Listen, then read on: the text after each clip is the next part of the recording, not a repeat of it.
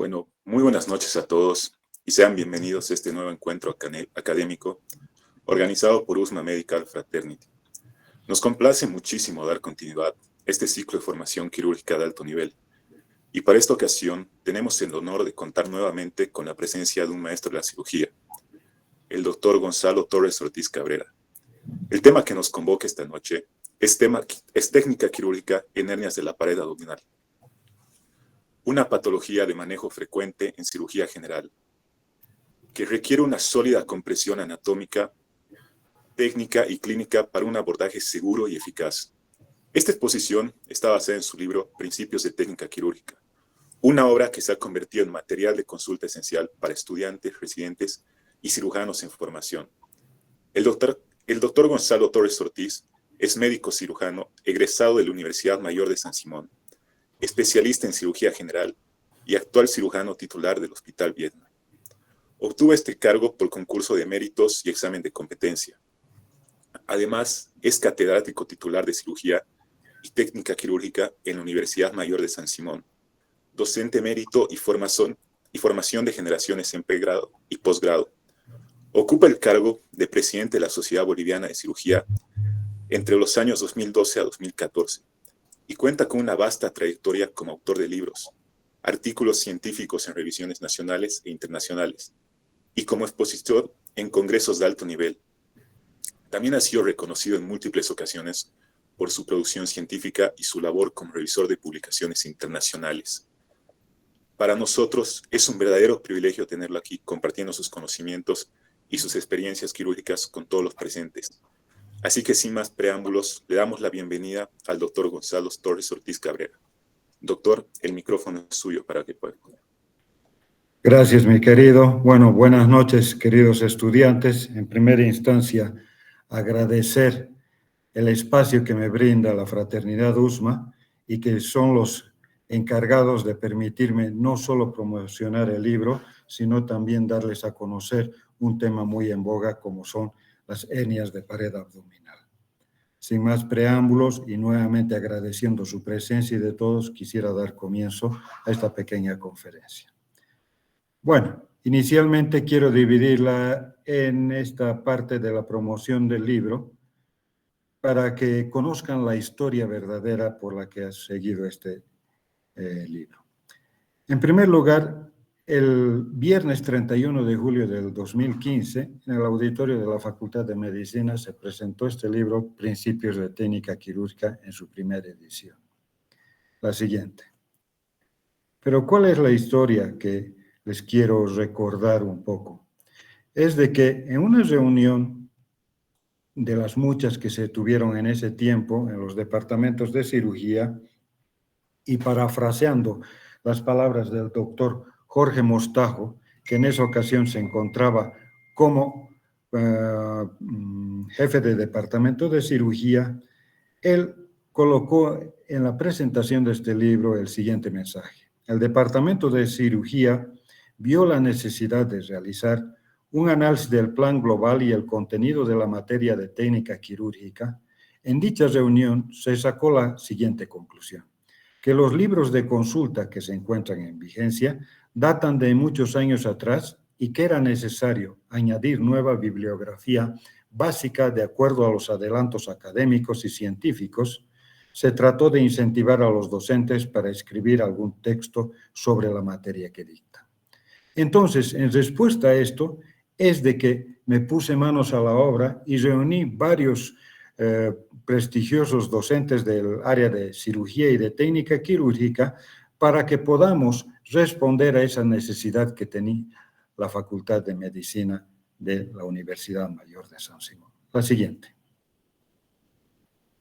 En el acto de presentación ustedes están viendo algunos de los autores y colaboradores de los temas de presentación. Ahí pueden ustedes observar al doctor Ramírez, al doctor Aparicio, al doctor Arrieta, mi persona, la doctora Vázquez, el doctor Hinojosa, el doctor Salinas y el doctor Cristian Ferrufino, faltando otros más que por dificultades y por trabajo sobrecargado no pudieron asistir en esa ocasión.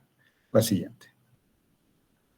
Entonces, una vez de que se elaboró y se presentó este libro, también presenté hacia el Honorable Consejo Facultativo para que sea declarado un texto de consulta y que le den una mayor autoridad moral para el uso de nuestro estudiantado. Es así que, por resolución del Consejo Facultativo 23 del año 15, se declara aprobando este libro como texto de consulta, el libro de Principios de Técnica Quirúrgica, y agradecen y felicitan a mi persona. Esta es la base, entonces, que tiene este libro, no solo para describir todas las técnicas quirúrgicas, sino también porque tiene un basamento de utilidad en la Facultad de Medicina. La siguiente. No solo quedamos ahí, sino que ha sido inscrito en el sistema, en el Servicio Nacional de Protección Intelectual, como es llamado en el SENAPI, que está inscrito el libro a mi nombre como autor, y también que recién ha salido el IBCN, que es una especie de código de barras que permite la autoría del libro y, por lo tanto, su clasificación como un texto original, que eso es lo que queda más importante. La siguiente. Entonces, al tener ese basamento, esa legalidad, este libro, porque no nació con ningún afán de lucro, sino más bien en respuesta a una necesidad de la facultad, es de que consta de las siguientes secciones en esta nueva edición, que es un libro, les puedo comentar por palabras de los mismos estudiantes y lectores, de fácil lectura, que engloba conceptos atemporales, porque desde hace tiempo y actualmente se siguen utilizando los mismos conceptos básicos, donde las técnicas quirúrgicas no han cambiado en su mayoría porque son pasos fundamentales que desde que han sido creados por sus autores persisten en el tiempo. Y se ha adicionado ya la vía laparoscópica, porque lo que ha cambiado en estos tiempos de la cirugía convencional o abierta es el paso a la cirugía laparoscópica con todos sus instrumentos, y después estamos viendo de que se está avanzando a la cirugía robótica, y por último, que es lo que está en periodo experimental, es la nanotecnología o cirugía con microcápsulas.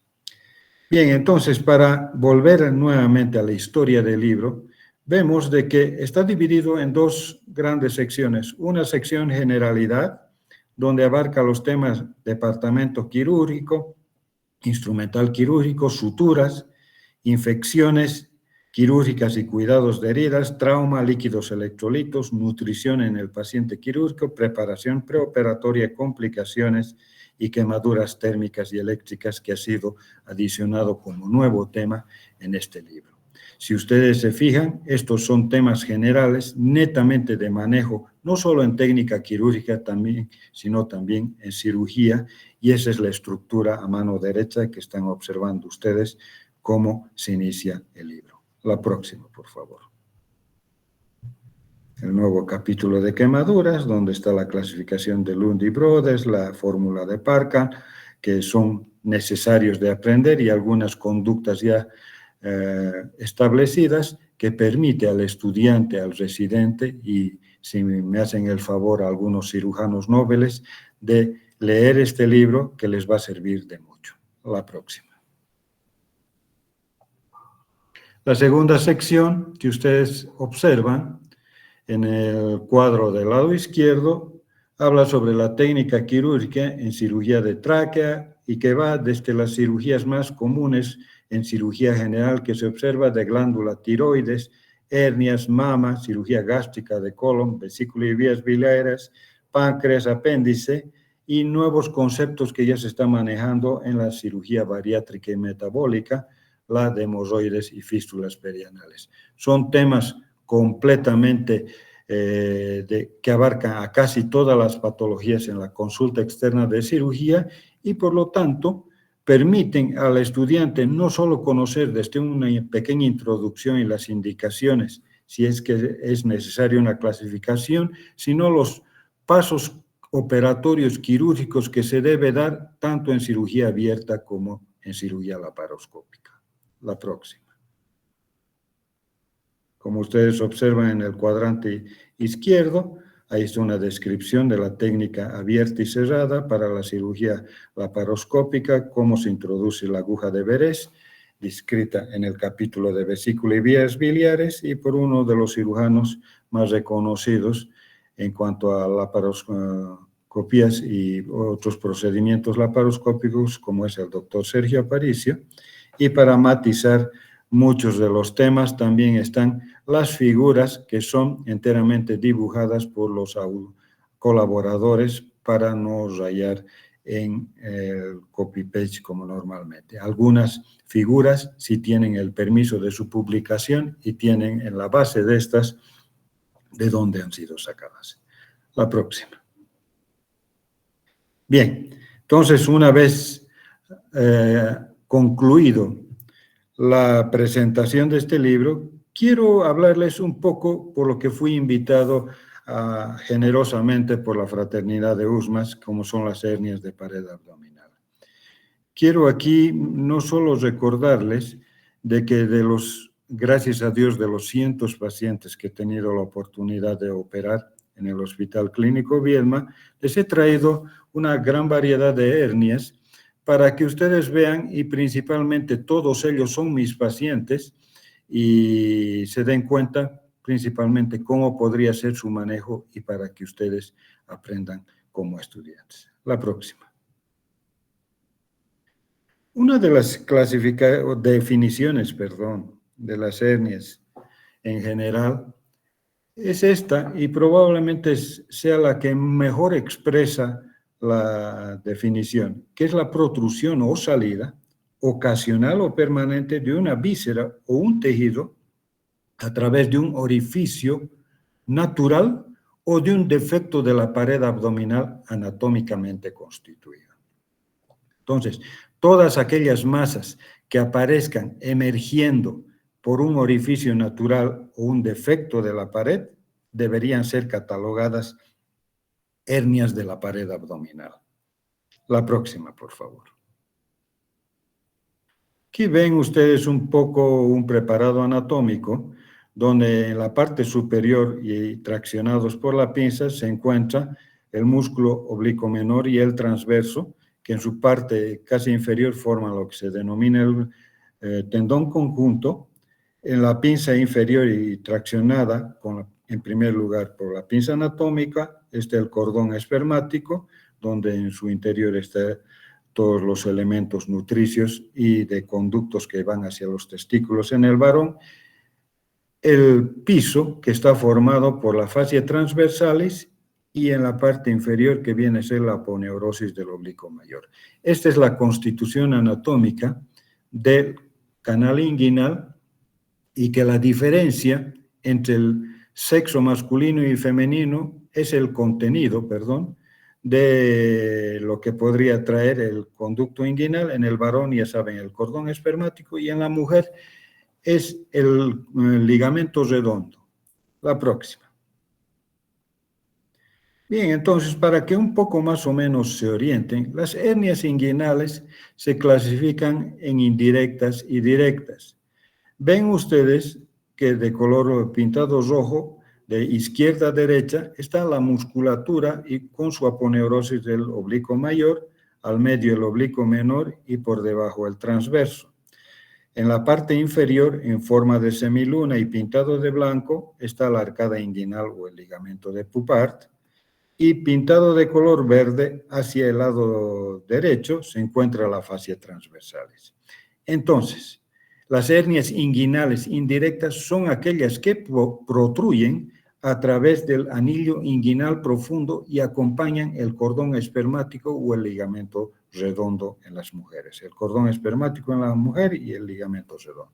La extensión del saco desde el anillo inguinal profundo hasta las bolsas escrotales o hacia los labios mayores es lo que va a determinar que el conducto peritoneo vaginal, que es el que inicialmente y embriológicamente forma una especie de extensión del peritoneo parietal para el transporte y traslado de los testículos en el varón desde la región lumbar hasta las bolsas escrotales y en la mujer solo el ligamento redondo. La siguiente. En esta otra imagen están viendo ya la diferencia de que el anillo inguinal profundo se encuentra indemne, pero lo que está protruyendo, en este caso las vísceras, es a través de la fascia transversalis y ahí es donde se denomina una hernia inguinal directa. Cabe recalcar y aclarar que existen también las hernias inguinales combinadas o en pantalón, que tienen un componente indirecto y un componente directo. Y en las hernias inguinales indirectas, gigantes, aquellas que no solo se extienden hacia las bolsas escrotales, sino que sus dimensiones son muy grandes, estas no solo tienen un anillo inguinal profundo dilatado, sino que también debilitan la pared posterior, o sea, la fascia transversalis, y en ambos casos, aunque no tenga un componente de una hernia directa, siempre se debe reforzar con la cirugía la pared posterior o hacer la llamada plastía. La próxima. La próxima, por favor. Bien, aquí les traigo entonces la variedad de hernias que he visto durante muchos años y que algunos casos llamativos se los estoy colocando. Si ustedes se fijan, la fotografía del lado izquierdo es de una paciente de sexo femenino que tiene una hernia inguinal y labial. Se está extendiendo hacia el labio mayor. Les traigo esta fotografía porque frecuentemente las hernias inguinales solo se las observa en la mayoría de los casos, hasta un 90 y tantos % en el sexo masculino. Y cuando existen hernias en el sexo femenino, se deben más bien a hernias crurales y no inguinales. Y todavía es aún más raro observar una inguinolabial. O sea que nos indica en este caso que el conducto peritoneo vaginal, que en la mayoría de las mujeres se encuentra atrófico, involucionado y casi siempre cerrado, en este tipo de pacientes es como vemos en algunas ocasiones en el hospital y otras hernias gigantes y monstruosas que nos llevan un poco a sorprendernos por la cantidad de tejido y la consulta tardía que dan los pacientes y también principalmente porque vemos de que en el cuerpo humano los tejidos se vuelven tan laxos que pueden llegar a tolerar mucho de la masa intestinal intraabdominal en el saco. En algunas ocasiones, que se ha visto también no en el sexo femenino, sino más bien en varones, son hernias inguinales indirectas que se extendían hasta la rodilla y contenían casi la totalidad de la masa intestinal delgada en su interior, perdiendo lo que se denomina el derecho a domicilio. En esos casos se debe tener mucho cuidado desde querer intentar reparar esas hernias, porque si no se hace un neumoperitoneo preoperatorio para ir distensionando la pared abdominal, para que luego se pueda retornar, hasta el conflicto mayor que hemos tenido en algunas ocasiones de encontrarnos con hernias complicadas, con incarceración, que se denomina incarceración cuando está pinzada una asa intestinal, produciendo obstrucción intestinal, hasta hernias estranguladas donde ya hay compromiso de su riego sanguíneo. A la derecha están viendo una ecografía, que ahora las ecografías de partes blandas son las que nos permiten obtener diagnósticos de mayor precisión. Están viendo una posición previa a la maniobra de Valsalva y la otra posterior a la maniobra de Valsalva, donde previamente no se observa ninguna masa intestinal y con la dirección de las flechas ahí observan una introducción de contenido en el saco herniario.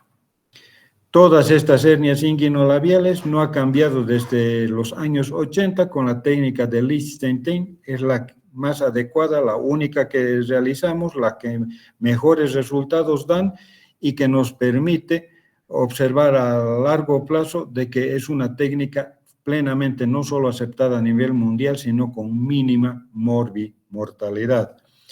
Las técnicas de herniografias, donde solo se utiliza la sutura de elementos anatómicos en el sitio, excepcionalmente ya se las utiliza porque solo está destinada a realizarlas en las hernias que están complicadas, tanto las estranguladas como las que se encuentran infectadas, no pudiéndose colocar un elemento protésico como es en las hernioplastías. La siguiente. Otra de las variedades de las hernias que frecuentemente he operado son las hernias crurales o femorales. Aquí tienen ustedes un diagrama de una hernia crural. Si ustedes se fijan, los sacos emergen a través del anillo crural y un dato anatómico que los libros antiguos recuerdan y que muy frecuentemente se olvidan a veces los estudiantes es de que este orificio frecuentemente está obstruido en las mujeres por el ganglio de Cloquet. Cuando existe ausencia de este ganglio y la pelvis es muy ancha en la mujer, es donde se presentan las hernias crurales y femorales. De ahí la preferencia por el sexo de este tipo de hernias en relación con los varones. La próxima. Miren, en la fotografía del lado izquierdo, por ejemplo, siempre nos han indicado, y ustedes conocen, de que el ligamento inguinal que va desde la espina ilíaca antero superior hasta la espina del pubis, todo lo que está situado por arriba se denomina hernia inguinal. Toda masa que aparezca, hernia inguinal, y toda la que se sitúa por debajo es una hernia crural. Ustedes están viendo el pliegue de piel de la paciente, donde la piel está arrugada, que es por encima del ligamento inguinal, y aplanada y a momentos con doble volumen, en la parte inferior es una hernia crural. La elevación de la pequeña masa en la parte superior correspondía a la hernia, el saco herniario, y de la parte inferior al lipoma preherniario. En la fotografía del lado derecho están viendo con la exposición el anillo crural ahí al fondo. Después me gustaría si pueden conseguir la ampliación para que puedan ver. Y en la parte superior se encuentra lo que es el oblicuo menor y el tendón conjunto, y donde está señalizando de la mano inferior el dedo índice es la fascia transversales. La siguiente.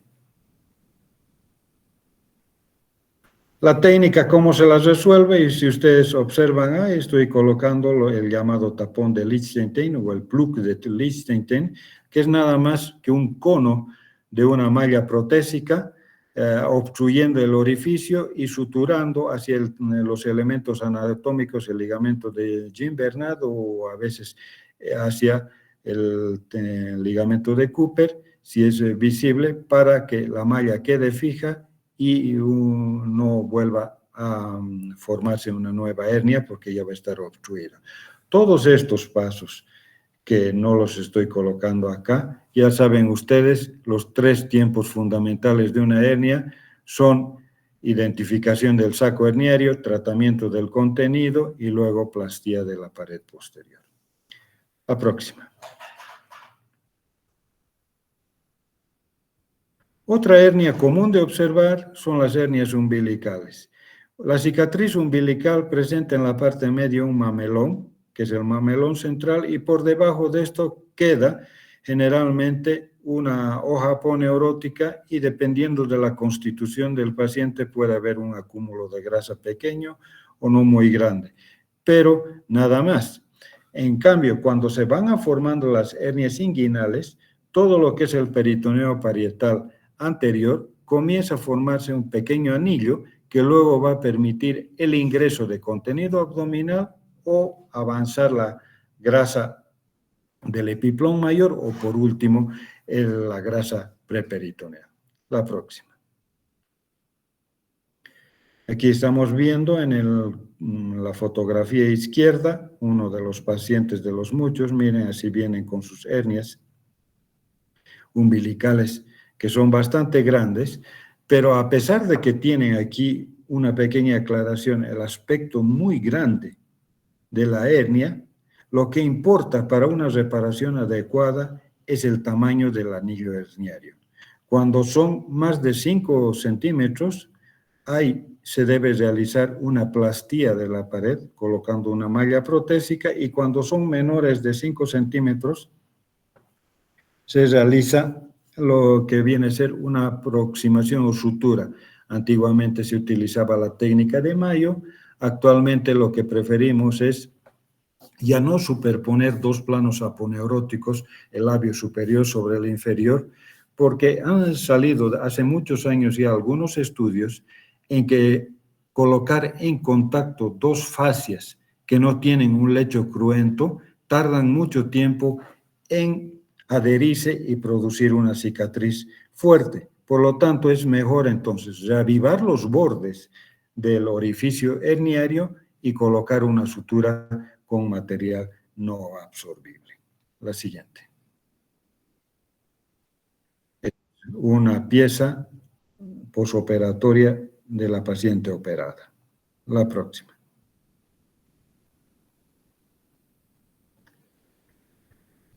Otra de la variedad de las hernias que frecuentemente vemos y que lamentablemente se ha vuelto muy común son las hernias postincisionales. Si ustedes observan en el diagrama, las hernias postincisionales se presentan cuando se abre la sutura de la aponeurosis, que es el elemento que da sostén a la pared abdominal en un 75% de todos los pacientes, y el resto del 25% los da el peritoneo y las partes blandas. Entonces, si se forma una abertura por dehiscencia de sutura, que es lo que va a suceder en una hernia postincisional, porque previamente debe haber una incisión laparotómica o laparoscópica, la piel que va a recubrirle va a estar encontrándose cerradas, pero se va a observar una masa que emerge por debajo de una cicatriz quirúrgica. A esas se las denomina hernias postincisionales. La siguiente. Si observan la cicatriz quirúrgica atrófica del paciente en la fotografía izquierda y una hernia postincisional gigante. Bueno, aquí ahora les comento que siempre ha existido una controversia entre cómo colocar la malla. En muchos casos, y la mayoría decían que la mejor opción son las preperitoneales y no así las preaponeuróticas, porque producen seromas, porque tienden más rápido a infectarse y por lo tanto no tienen una integración. Estamos viendo que las mallas que hemos tenido ocasión, cuando son muy gigantes, hemos estado obligados a poner preaponeuróticas. ¿Y cuál es la explicación que damos en esos casos? Es de que las hernias gigantes, donde tienen más de 10, 15, 20, hasta 30 centímetros hemos encontrado el diámetro del orificio herniario, el tratar de liberar el peritoneo parietal anterior se dificulta porque existe tal atrofia, no solo a nivel del peritoneo y la aponeurosis. Si ustedes también observan en la fotografía, la piel tiende a tornarse atrófica, adelgazada y próxima a sufrir una apertura cuando esta piel, que está ya atrófica y con escaso riego sanguíneo, es sometida a fricciones, sea por el cinturón o por otro tipo. Entonces, el liberar el peritoneo parietal se hace tan dificultoso que muchas veces se ha quedado con una especie de telita que se va rompiendo por segmentos. Entonces, hemos quedado obligar o nos hemos tenido que obligar a colocar las preaponeuróticas, pero no solo reciente o por el tamaño, sino también basados en un estudio que tuvimos el orgullo de realizarlos y que les quiero mostrar. La siguiente, por favor. Bueno, este es el certificado que nos entregaron en el Congreso de la FELS, de las Sociedades Científicas y de la Federación Latinoamericana de Sociedades Científicas, donde sacamos, yo como asesor y tutor, junto con mis estudiantes, el primer puesto en el ranking internacional quirúrgico. Esta fue la primera vez, para ponerles en antecedentes, según lo que tengo entendido, de que una facultad de medicina de Bolivia, con sus trabajos de investigación, sacó el primer lugar en el ranking internacional. Nos dieron el primer premio porque fue un estudio de cirugía experimental comparativo de implante de malla en las de situación preperitoneal, y la otra de situación preaponeurótica. ¿En qué consistió nuestro trabajo de investigación? Se dijo cirugía experimental porque en 24 conejos de Castilla en esa ocasión, a 12 de ellos se les colocó las mallas mediante cirugía y con anestesia, de localización preperitoneal, y a los otros 12 de situación preaponeurótica. El sacrificio, lamentablemente, de los conejos fue a los 7, 14 y 21 días. O sea, la eutanasia, pero fue tratada por veterinarios y en la forma más humana, si se puede llamar eso. No se preocupen, desde esa vez no utilizo ningún animal más desde el año 2003 y me he vuelto más animalista que cualquier otra persona, respeto hasta el último insecto, así que ya pagué mi culpa con mi conciencia y ya no utilizo animales desde esa ocasión. Pero, ¿qué logramos con eso? Que a los 21 días, porque fueron sacadas las muestras de las mallas y mandadas a un patólogo reconocido de nuestro medio, nos reportó que la integración tisular de la malla a los 21 días era mucho mejor en la preaponeurótica que en la preperitoneal. En el lapso de los 21 días, el 100% de las mallas preaponeuróticas estaban integradas y solo el 75% en las preperitoneales. Con esos resultados, en base al recuento de fibroblastos, histiocitos y otros, y este trabajo está publicado en la Gaceta Médica, si quieren en algún momento revisarlo, es que nos dieron el primer lugar en el ranking internacional y me permitió, con algo de conocimiento, utilizar e inclinarme a momentos con las técnicas preaponeuróticas en base a este basamento y que me han ido dando muy buenos resultados en mis pacientes. La siguiente. Otra de las variedades de hernias que ustedes van a ver son las hernias ventrales laterales, llamadas también hernias de Spiegel. ¿Y cómo ustedes podrían diagnosticarlas clínicamente? Se traza una línea horizontal que va de una espina ilíaca anterosuperior a la contralateral y se miden 6 a 7 centímetros de altura paralela y se traza otra línea. El espacio que queda entre la línea inferior biespiniliacas y la superior que se traza se denomina el cinturón de Spiegel. Y todas las hernias que se localicen lateralmente hacia la línea media o lateralmente al borde externo del recto anterior del músculo de la pared abdominal son las llamadas hernias de Spiegel. La siguiente. Entonces están viendo acá otro de mis pacientes con una hernia, una variedad muy poco frecuente, que está demarcado con el marcador punteado. Están viendo que es una ventral lateral. Y estas hernias se caracterizan porque forman el anillo herniario a nivel del peritoneo parietal, ingresan abriendo la aponeurosis del oblicuo menor y del transverso, pero se sitúan por debajo del músculo y de la aponeurosis del oblicuo mayor. Traccionada con las pinzas Alice, ahí se encuentra el músculo oblicuo mayor, por debajo y de color blanquecino, la malla de Marlex, que se la coloca en esa disposición, y encima viene el músculo como refuerzo y esa es la forma adecuada de reparación de estas hernias, las llamadas hernias de Spiegel. Siguiente. Otra variedad que vemos con un poco de mayor frecuencia son las llamadas hernias epigástricas.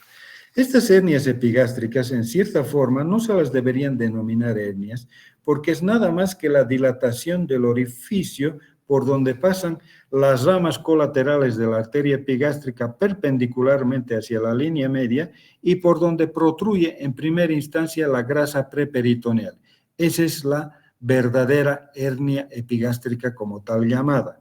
Pero hemos encontrado en muchas ocasiones que no solo estaba acompañando de contenido la grasa preperitoneal, sino que también ya había un anillo herniario que comprometía el peritoneo parietal e ingresaban elementos intraabdominales. La gran característica de esta hernia, que se localiza por encima del ombligo y por debajo del apéndice sifoides y en plena línea media, es de que son hernias muy dolorosas, porque al introducirse a través del orificio de los vasos colaterales epigástricos, también comprimen ramas nerviosas, de ahí que su característica. Y muchas veces los pacientes que tienen este tipo de hernias son los que están más apurados a operarse por el dolor y en algunas ocasiones en los hospitales de primer nivel y con muy escaso conocimiento sobre la presentación de este tipo de hernias, apuran su traslado a los hospitales pensando de que se tratan de hernias complicadas con incarceración o estrangulación. La siguiente. Este es otro paciente visto de los muchos que veo en consulta y operados, que si observan la cicatriz umbilical inmediatamente por encima se ve un abultamiento y luego como una especie de cilindro por detrás. Esta es una combinación de una hernia epigástrica y de una diástasis de los rectos. En la fotografía del lado derecho están viendo la hernia epigástrica, cómo aparece la masa lipomatosa, y la diástasis de los rectos, que es nada más que la separación de la línea alba y la separación de la musculatura de los rectos anteriores. Por lo tanto, no es solo un defecto de la pared que tiene un aspecto antiestético. Cuando las diástasis de los rectos, como en este caso, son demasiado grandes, producen en los pacientes una falla del poder constrictivo de la pared abdominal y por lo tanto esa llamada prensa abdominal comienza a fallecer, esa prensa abdominal comienza a dejar de funcionar adecuadamente y los pacientes tienen poder disminuido del pujo, tanto para las defecaciones como para las micciones o para levantar objetos pesados, ayudados por la musculatura abdominal. La siguiente. Fotografía del contenido lipomatoso en su interior. La reparación de las hernias epigástricas, nuevamente nos vamos a los dos tamaños que generalmente dicen, mayor a 5 centímetros se puede utilizar la malla protésica, menor a 5 centímetros una simple rafia con hilo no absorbible. La próxima.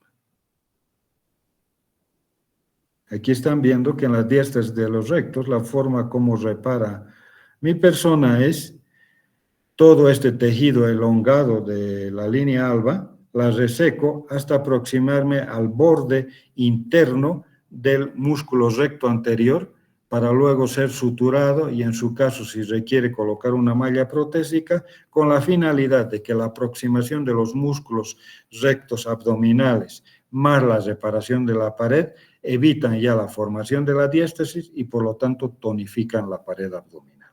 La siguiente.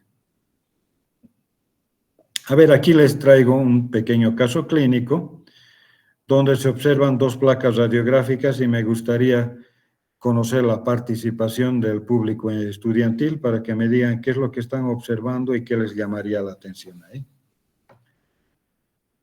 Pueden abrir los micrófonos, por favor, si alguien quiere opinar o dar su impresión diagnóstica.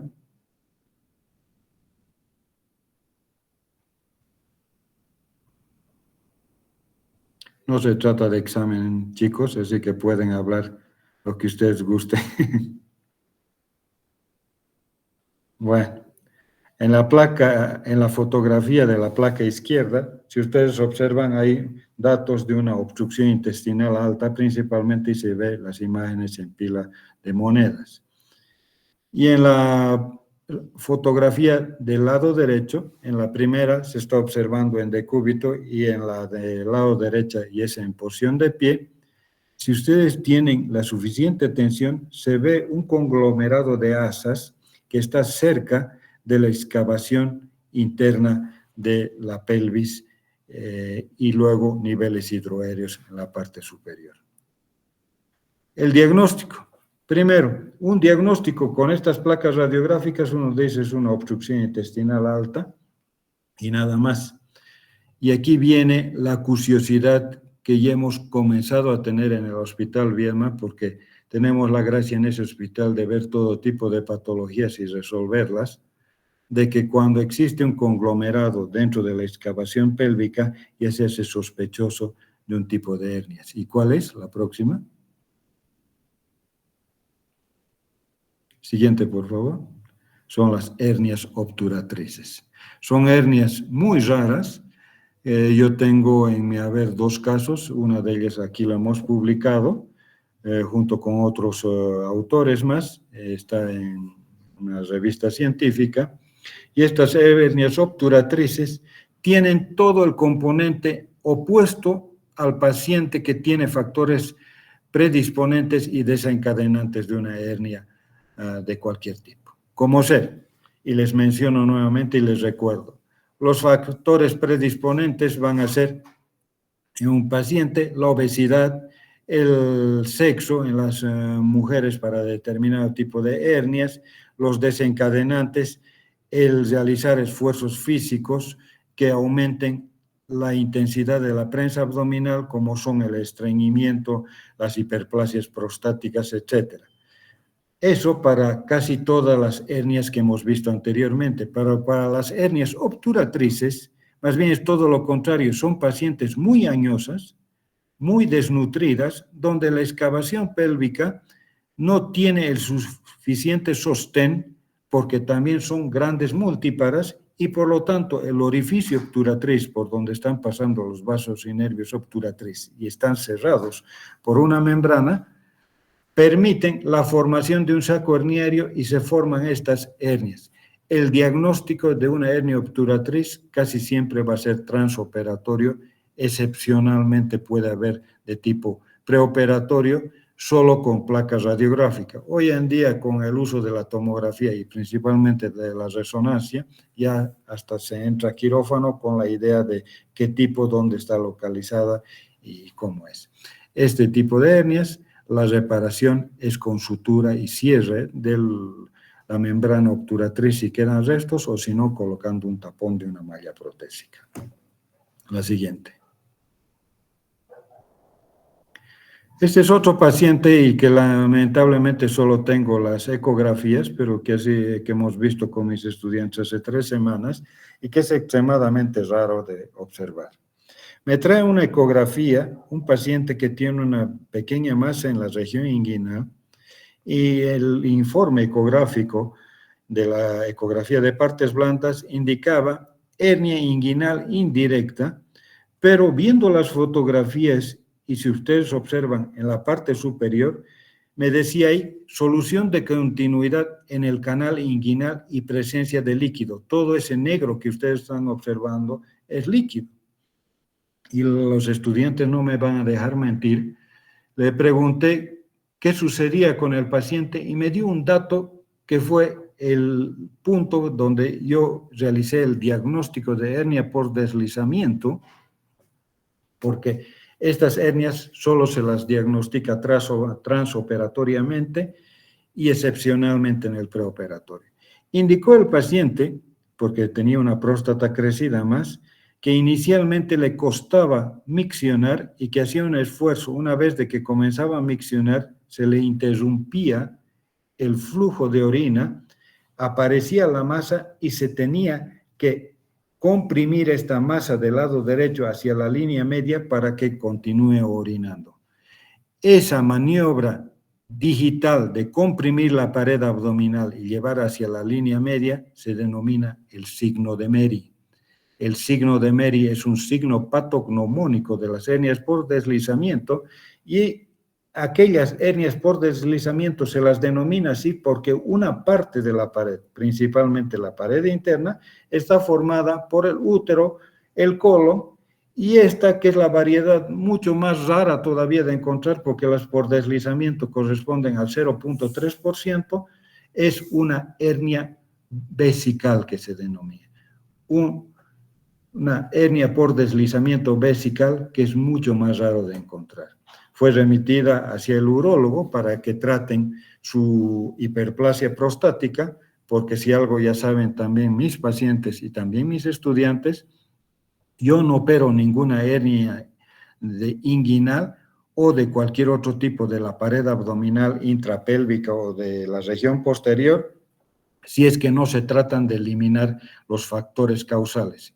Y el principal es aquel que incrementa la presión intraabdominal. Por lo tanto, si es un paciente prostático, primero operarse su próstata y después operamos la hernia.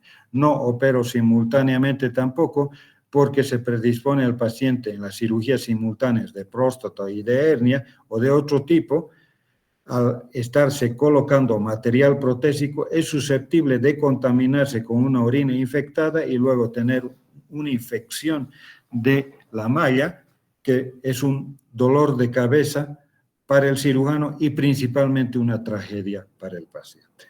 La siguiente. Este es un caso que los he traído para que, como dice ahí el mensaje, lo que está afuera no siempre muestra lo que está por dentro. En la imagen del lado izquierdo, uno ve esa masa, indica, esta es una hernia umbilical. Inicialmente, ese es el diagnóstico que todo el mundo tendría que tener, pero algo cuando vi en esta niña que tenía 15 años, es de que no tenía la constitución y tenía una forma cónica y no se podía palpar un anillo herniario para clasificarla como una hernia umbilical. Bueno, se le extrajo y nos dio el diagnóstico de quiste epidermoide de localización umbilical. Los quistes epidermoides son quistes comunes que se encuentran en casi todos los lugares del cuerpo, excepto de localización umbilical y que simulen una hernia umbilical, como en este caso. Y bueno, estamos ya prestos a publicar en un caso clínico, siendo para nuestro beneficio y orgullo más, por lo menos hasta la estadística que se ha revisado, el 18 caso ABO a nivel mundial de localización umbilical de un quiste epidermoide. La siguiente.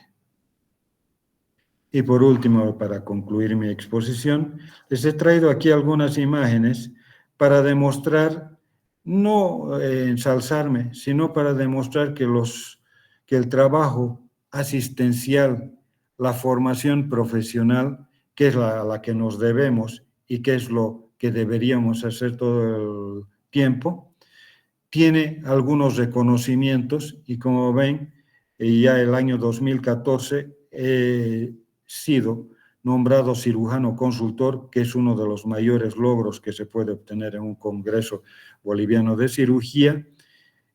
Uno postula para ese homenaje y como ya tengo los años de actividad quirúrgica, que deben ser de 25 para adelante, la próxima postulación que haga va a ser mi nombramiento como maestro de la cirugía y que eso es lo que nos permite no solo la postulación, sino también el análisis de la labor quirúrgica que uno hace y de la labor asistencial continua que uno tiene en su actividad privada o pública. La próxima.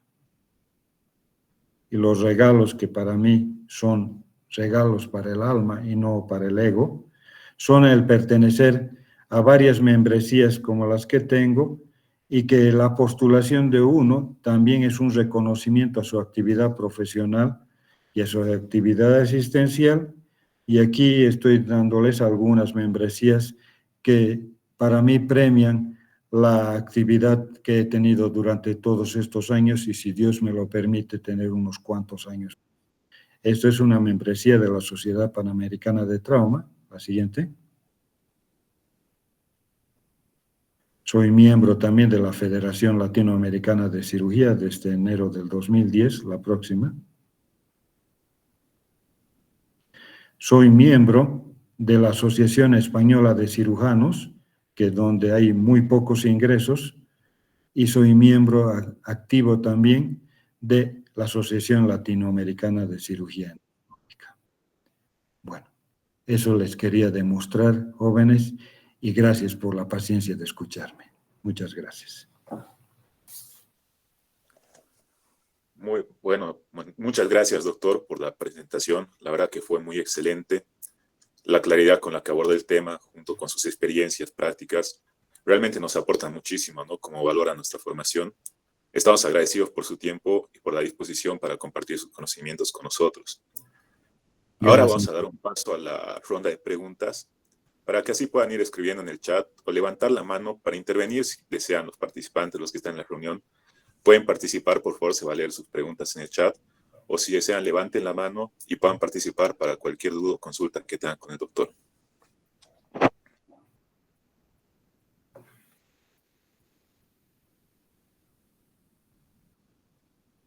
Adelante, Sofía.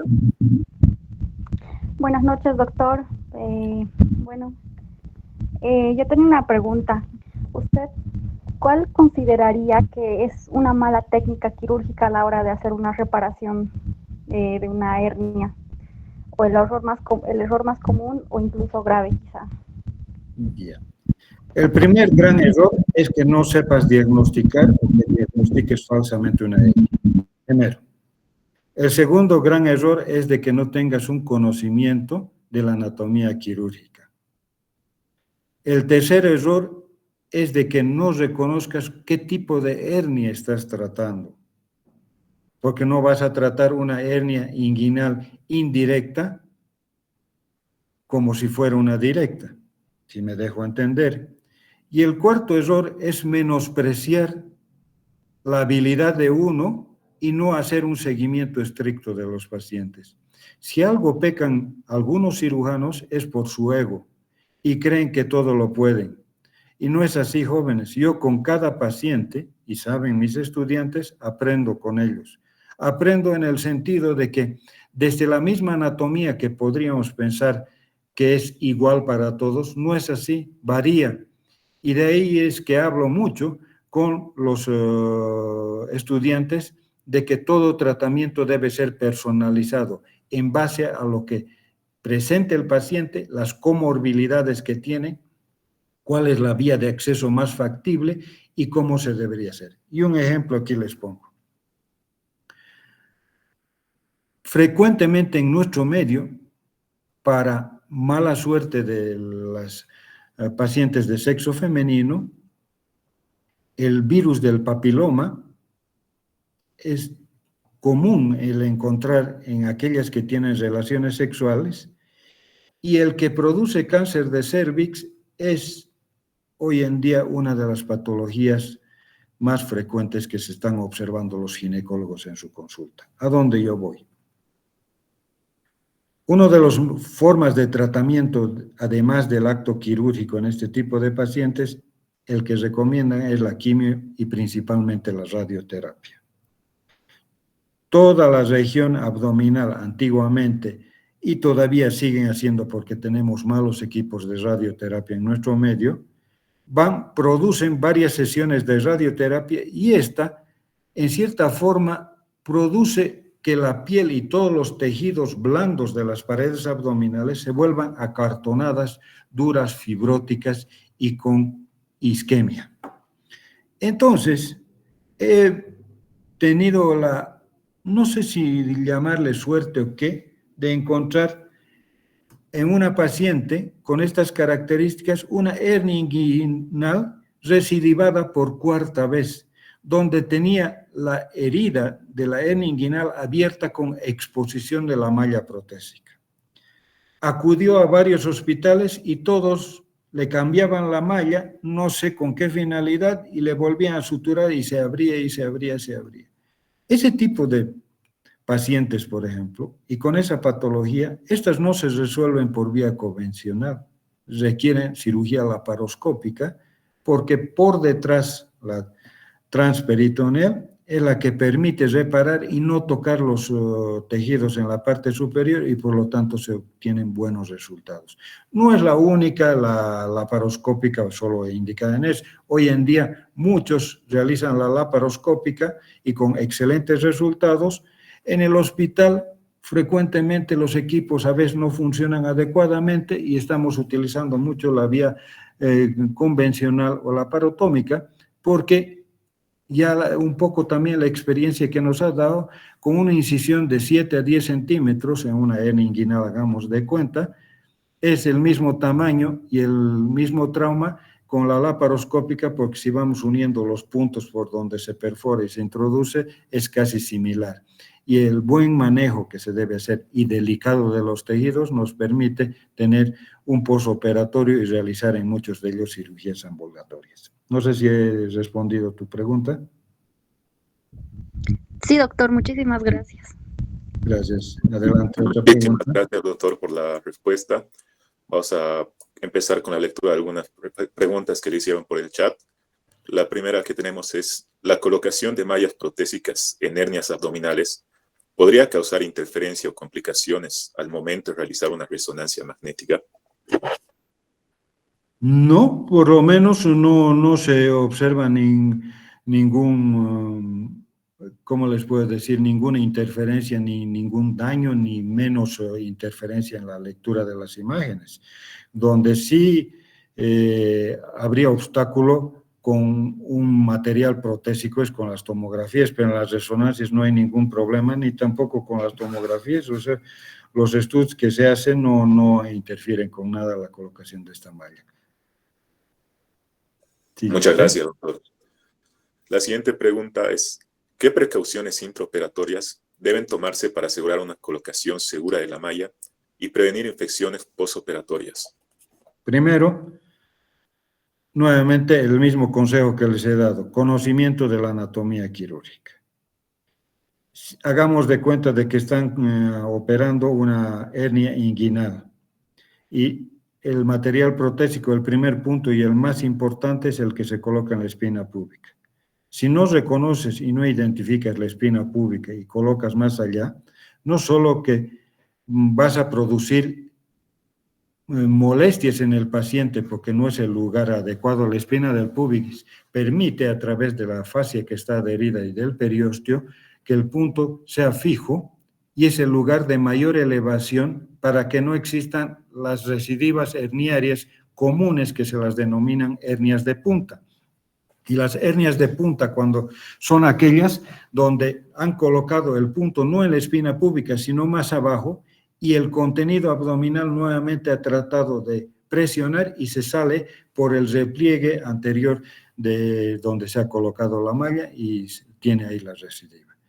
Las infecciones, lo primero que se debe hacer, una vez de que se ha hecho la apertura, tratamiento, todo del saco, del contenido y de todo, y se va a colocar la malla, nos cambiamos de guantes quirúrgicos para tener un material estéril, agarrar de esa forma la malla protésica, realizar el recorte y luego su implantación. La siguiente, van a disculpar un poco el cucú del reloj, estamos interfiriendo un poco, pero adelante con sus preguntas. Está bien, doctor, muchas gracias por la respuesta. La siguiente que tenemos es, ¿cuáles son las principales complicaciones asociadas con las hernias abdominales? Tanto si se dejan sin tratar como si se interviene quirúrgicamente, y cómo se gestionan para minimizar riesgos en el postoperatorio. Ya. Un concepto básico, y mil perdones nuevamente, un concepto básico que todos deben manejar es toda hernia diagnosticada debe ser hernia operada. Pero para todas reglas siempre hay una excepción.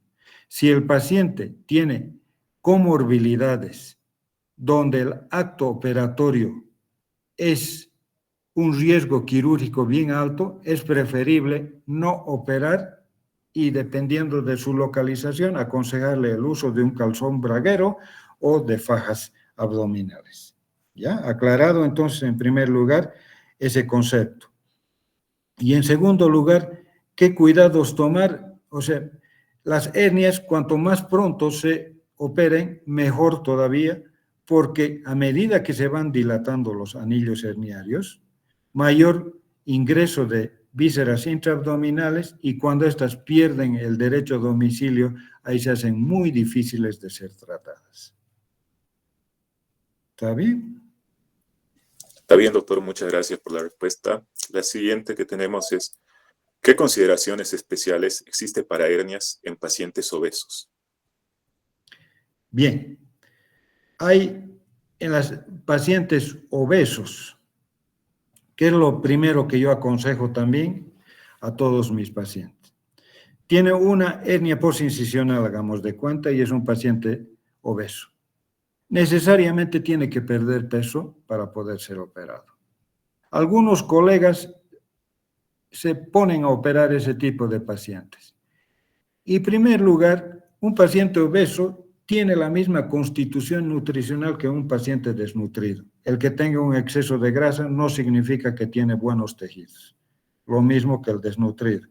Entonces, sin antes no darle un chance al paciente de que baje unos kilos, que le permita tolerar mejor el acto quirúrgico y que le permita tener un mejor posoperatorio, porque el obeso es un paciente muy sedentario y necesariamente los pacientes no van a realizar esfuerzos físicos, pero tienen que producir la deambulación, sino también van a predisponer a la aparición de otras enfermedades. Y no nos olvidemos más que los obesos vienen, la mayoría con síndrome metabólico, o sea, con diabetes, hipertensión arterial, etcétera, que complican aún más su cuadro.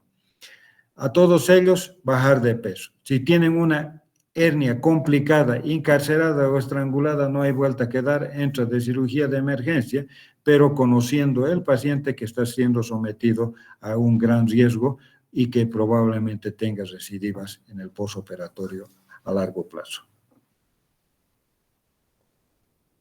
Muchas gracias, doctor.